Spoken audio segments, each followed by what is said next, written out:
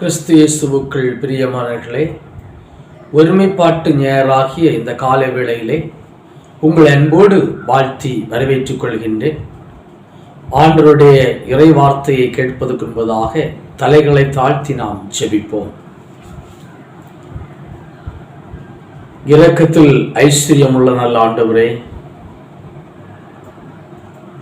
இந்த கால வேளையிலும்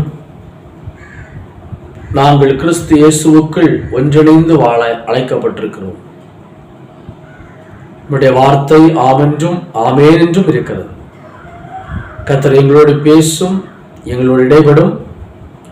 உம்முடைய வார்த்தையை நாங்கள் கற்றுக்கொள்ளவும், நாங்கள் ஒன்றித்து வாழ்வதனால் பெறுகின்ற நன்மைகளை பெற்று இறை ஆசியை பெறவும் கர்த்தர் எங்களுக்கு காலை வேளையிலே கிருபை தார். கர்த்தர் உடைய வல்லமையான ஆற்றலால் எங்களை பலப்படுத்தும், கிருபைக்குள்ளாய் மறைத்துக் கொள்ளும். நாங்கள் கேட்கின்ற கர்த்தருடைய வார்த்தை எங்கள் வாழ்வுக்கு ஆசீர்வாதமாக அமையட்டும். வேதாஸ்திரங்களை ஆராய்ந்து பாருங்கள், அவைகளுக்குள்ளே நித்திய ஜீவன் இருக்கிறது. நித்திய ஜீவனை பெற்றுக்கொள்ள அருள் தார். இயேசு வழியாய் மன்றாடுகிறோம் நல்ல பிதாவே, ஆமென். நம்முடைய ஆண்டவரும் இரட்சகருமாகிய இயேசு கிறிஸ்துவின் ஈடு இணையற்ற நாமத்தினாலே உங்கள் யாவருக்கும் அன்பின் வாழ்த்துக்களை தெரிவித்துக் கொள்கின்றேன்.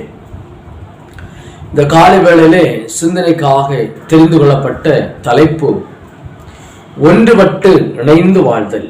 ஒன்றுபட்டு இணைந்து வாழ்தல், லிவிங் டுகெதர் இன் யூனிட்டி. லிவிங் டுகெதர் இன் யூனிட்டி.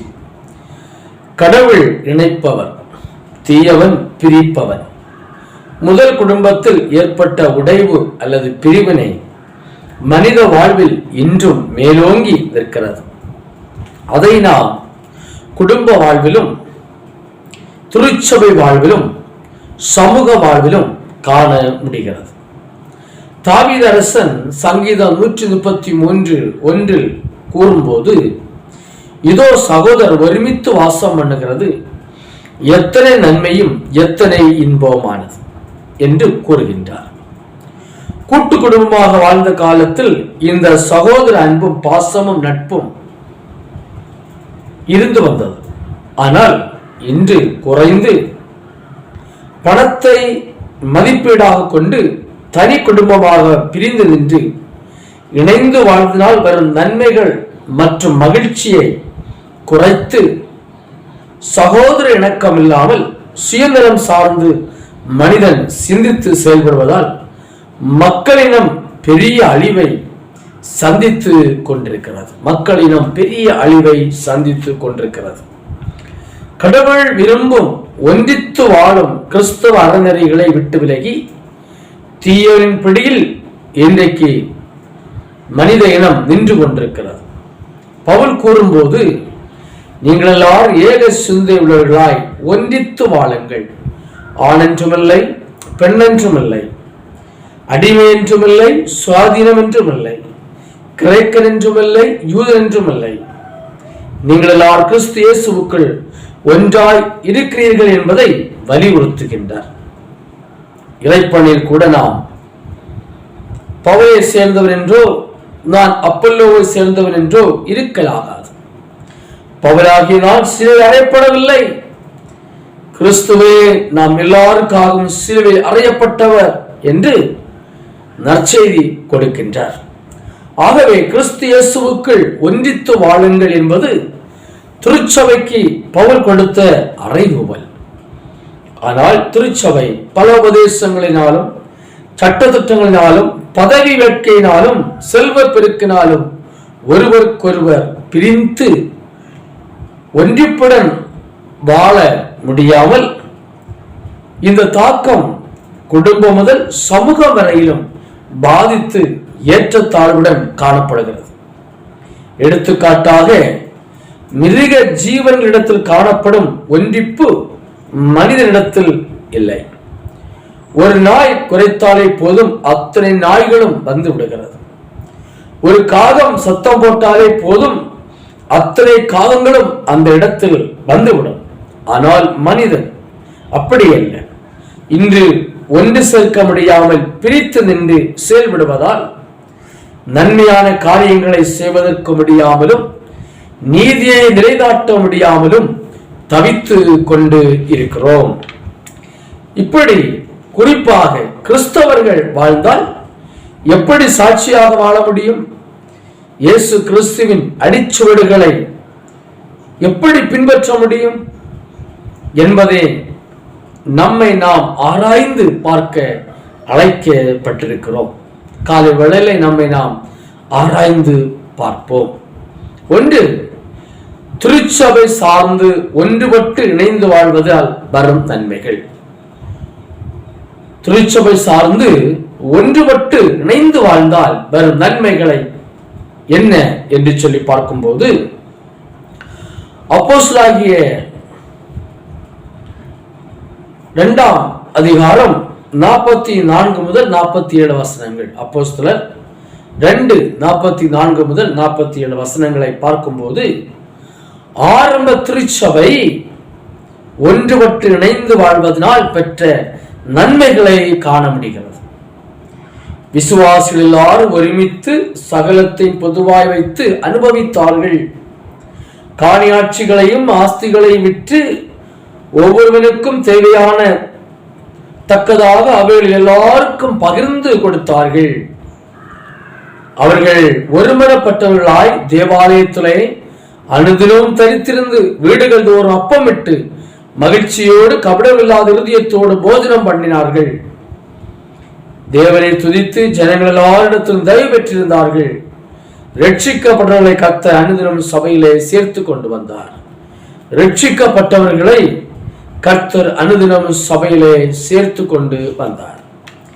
இங்கே ஒருமித்தல், பொதுவாய் அனுபவித்தல், பகிர்தல், ஒரு மனம், தரித்திருத்தல், மகிழ்ச்சி, கபடமில்லாத இருதயம், ஐக்கியம், கடவுளை துதித்தல், தயவு, ரட்சிக்கப்படுதல், திருச்சபையில் விசுவாசிகளின் பெருக்கம் ஆகிய நன்மைகளை ஆரம்ப திருச்சபை பெற்றது.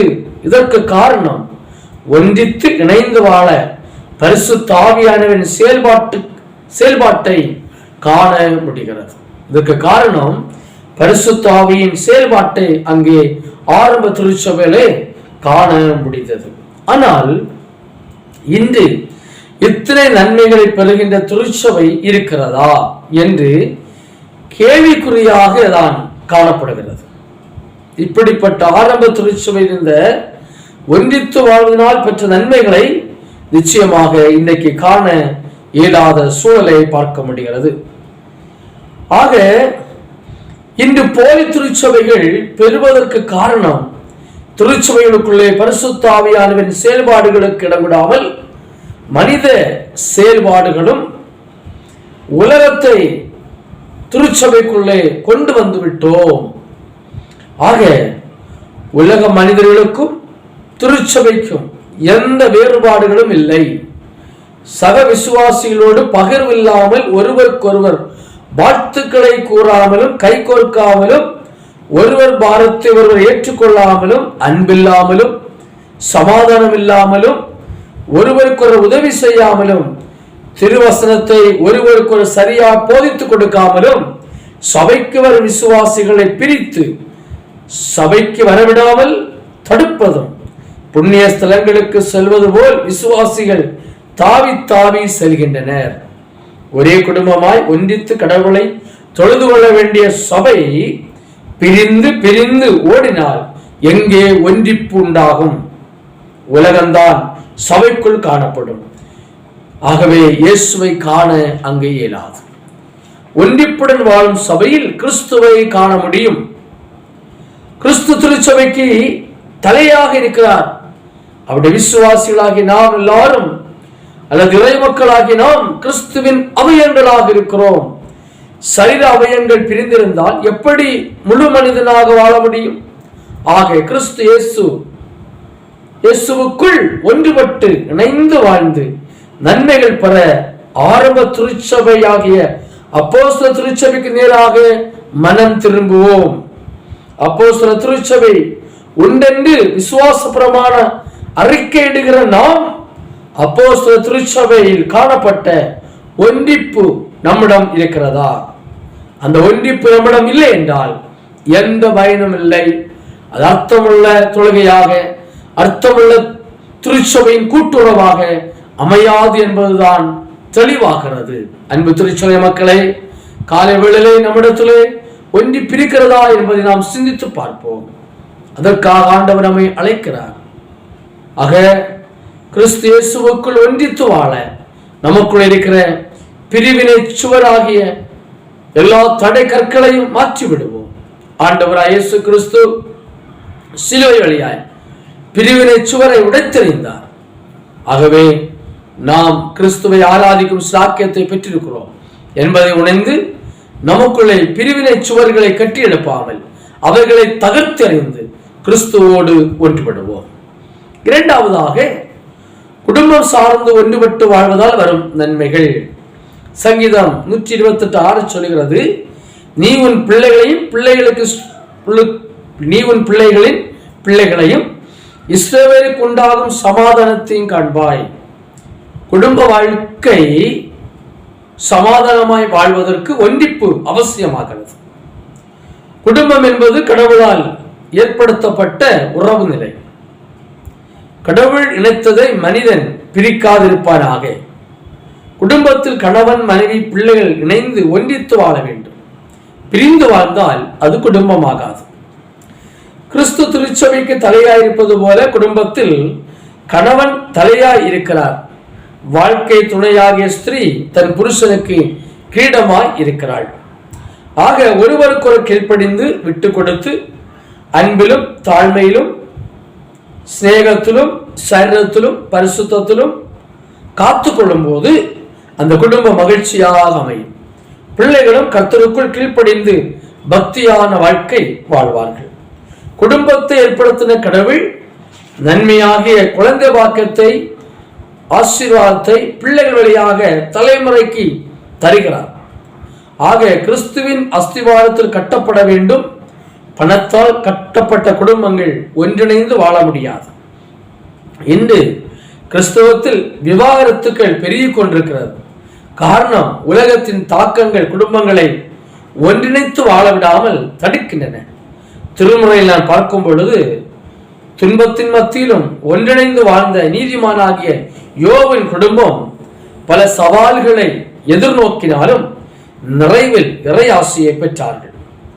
இதுபோன்று நகோமியின் குடும்பம் பல இழப்புகளை சந்தித்தாலும் நிறைவில் ரூத் வழியாக இயேசு கிறிஸ்துவின் அந்த பிறப்பின் வரலாற்றில் இடம் பிடிப்பதை, குடும்பம் நன்மை பெறுவதை நாம் பார்க்க முடிகிறது. ஆக குடும்பத்தில் வரும் சோதனைகளை சாதனைகளாக்கி ஒன்றித்து வாழ்ந்தால் பிள்ளைகளால் வரும் தலைமுறைக்கு கடவுள் மூலமாய் வரும் நன்மைகளை பெற்று வாழ முடியும். இதை ஏற்றுக்கொள்வதும் புறக்கணிப்பதும் அவரவர் குடும்பத்தின் தன்மையை பொறுத்தாகும். கர்த்தர் வீட்டை கட்டாராகில் அதை கற்றோடைய பிரயாசம் விருதா. ஆக இயேசு கிறிஸ்து நம் குடும்பத்தை கட்டுவதற்கு குடும்ப உறவில் ஒன்றித்து வாழும் போது நிலை வாழ்வு பெறுவோம். நிறைவாக, சமூகம் சார்ந்து ஒன்றுபட்டு வாழ்வதனால் வரும் நன்மைகள். சங்கீதம் 128:5 சொல்கிறது, நீ எருசலேமின் வாழ்வை காண்பாய். எருசலேமின் வாழ்வை காண்பாய். சமூகம் ஆசீர்வாதமாக இருக்க வேண்டும் என்றால் நிச்சயமாக ஒன்றிப்பு அவசியமாகிறது. சமுதாயம் என்பது கலாச்சாரத்தை உள்ளடக்கியது. இதில் இனம், மொழி, நம்பிக்கை, உயர்ந்தவன் தாழ்ந்தவன் என்று பல வேறுபாடுகள் இருந்தாலும் நம்முடைய நம்பிக்கையை பகிர்ந்து கொள்ளும் போது சூழல் சார்ந்து பகிர்ந்தளிக்க வேண்டும். கிறிஸ்தவ அறநெறியான வாழ்க்கை மூலம் பிறரை கிறிஸ்துவ அண்டையில் கொண்டு வருவதோடு ஒன்றித்து வாழ வழி செய்கிறது. சமுதாயத்தில் காணப்படும் தீமைகளை ஒன்றித்து தீமைகளை அகற்ற முற்பட்டால் நன்மைகளை காண முடியும்.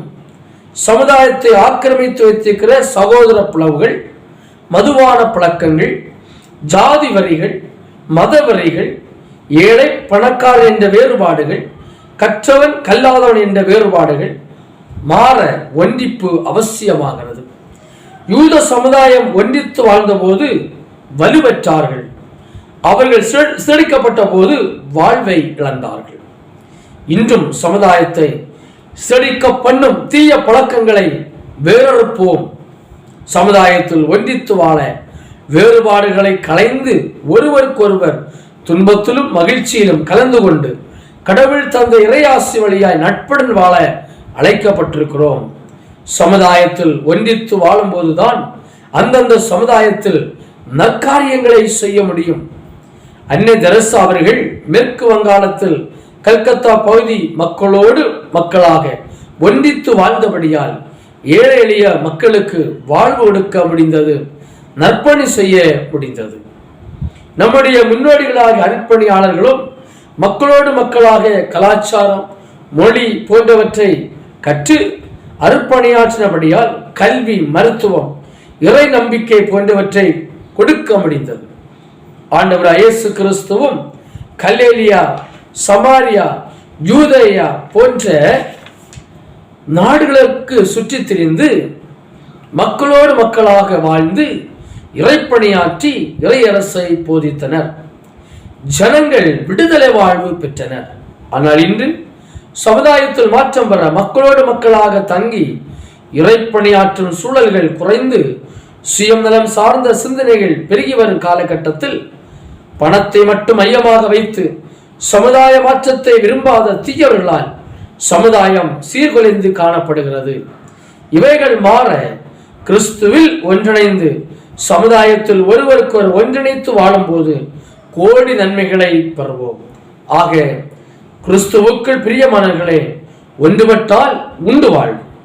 ஒன்றுபட்டு இணைந்து வாழ திருச்சபை சார்ந்து, குடும்பம் சார்ந்து, சமூகம் சார்ந்து வரும் தலைமுறைக்கு நல்ல ஆசியை கொடுப்போம். இயேசு கிறிஸ்து முன்மாதிரியாக வைத்த அந்த ஒன்றித்து வாழ வழிவகுத்த அவருடைய மாதிரியான வாழ்வை கடைபிடிப்போம். ஆண்டவராய் இயேசு கிறிஸ்து சீடர்களை பார்த்து சொல்லும் பொழுது, நீங்கள் எல்லாரும் ஒன்றாயிருக்கவும் என்று அங்கே வலியுறுத்துகின்றார். ஆகவே சீடர்கள் ஒன்றாயிருக்கவும், ஒன்றித்து ஜெபிக்கவும், ஒன்றித்து இறைப்பணியை செய்யவும் அறைகூவலை கொடுக்கின்றார். ஆகவே ஆண்டவராய் இயேசு கிறிஸ்து இறைவேண்டல்ல கூட, நீர் எனக்கு தந்தவைகள் ஒன்றும் கெட்டு போகாமல் அனைவரும் ஒன்றாயிருந்து ஆண்டவருடைய இறைப்பணியை செய்ய வேண்டும் என்பதிலே மிகவும் கவனமாக இருந்து ஆண்டவர் சீடர்களுக்காக செபித்தார். அதிலும் பிசாசினால் அகப்பட்டு விழுந்து போன யூதாஸ் பிரிந்து போனதினாலே அழிந்து போனார். பிரியமானவர்களே, எந்த ஒரு செயல் செய்தாலும் ஒன்றித்து செயல்படும் போதுதான் இறை ஆசியை பெறுவோம். ஆகவே பிரிந்து சென்று நாம் வாழ்வை இழந்து போகாமல் ஆண்டவர் நமக்கு தந்த ரட்சிப்பிலே உறுதியாயிருந்து கிறிஸ்துவோடும் சக மனிதர்களோடு ஒன்றிணைந்து வாழ்ந்து ஆண்டவரை மகிமைப்படுத்தி இறை நம்பிக்கையிலே வளர்ந்து பெருகுவோம். சமுதாயத்திலே மாற்றங்கள் உருவாக, திருச்சபையிலே மாற்றங்கள் உருவாக, குடும்பங்களிலே மாற்றங்கள் உருவாக ஜெபிப்போம்.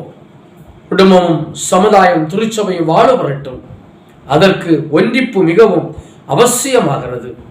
ஆக வேறுபாடுகளை களைவோம். இதோ சகோதரர் ஒருமித்து வாசம் பண்ணுகிறது எத்தனை நன்மையும் எத்தனை இன்பமானது என்பதை உணர்ந்து கொள்வோம். ஆண்டுதாம் இந்த காலை வேளையிலே அப்படியே நமக்கு உணர்வின் ஆவியை தந்து குடும்பமும் சமூகம் திருச்சபை ஒன்றித்து வாழ ஆண்டவர் நமக்கு கிருபை தருவாராக. ஆமென். ஜெபிப்போம். இரக்கமுள்ள நல்ல ஆண்டவரே, நாங்கள் ஒன்றித்து வாழ அழைத்திருக்கிறேன். திருச்சபை சார்ந்து, குடும்பம் சார்ந்து, சமூகம் சார்ந்து ஒன்றித்து வாழ்ந்து கிறிஸ்துவை உலகத்துக்கு காண்பிக்க மாதிரியான வாழ்க்கை வாழ உடைய வரியை ஆயத்தப்பட கிருபை தார். எங்களுக்குள்ளே ஒன்றிப்பை தாரும். வேறுபாடுகளை களைந்து நீதியை நிலைநாட்டி மக்களுக்கு நன்மை செய்ய அருள் புரியும். எங்களே உடைய கரங்களை ஒப்படைக்கிறோம். இறைமகன் இயேசு வழியாய் மன்றாடுகிறோம் நல்ல பிதாவே. ஆமேன். ஆண்டவரும் இரட்சகருமாகிய இயேசு கிறிஸ்து கிருபையும் பிதாவுடைய அன்பும் பரிசுத்தாவுடைய நிறைவும் நாம் கேட்ட இறைச்செய்தியோடு நம்முடைய வாழ்வோடு, நம்முடைய குடும்பங்களோடு, நம்முடைய திருச்சபையோடு, சமுதாயத்தோடு ஒன்றித்து வாழும் எல்லா சூழலோடும் கடவுளுடைய வருகை மட்டும் என்றென்றும் நிறைவாய் தங்கியிருப்பதாக. ஆமென்.